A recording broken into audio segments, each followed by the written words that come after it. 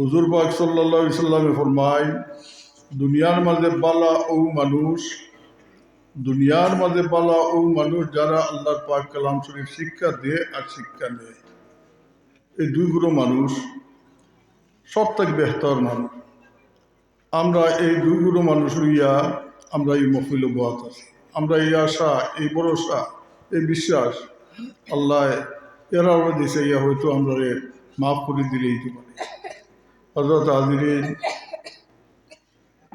আজ যেটা বাচ্চা আনতে আজ ফারিগ হয়েছে এখান থেকে আল্লাহর পাক কালাম শরীফ হেফজ করছই, এটা বহুত বড় একটা ফখরের ব্যাপার।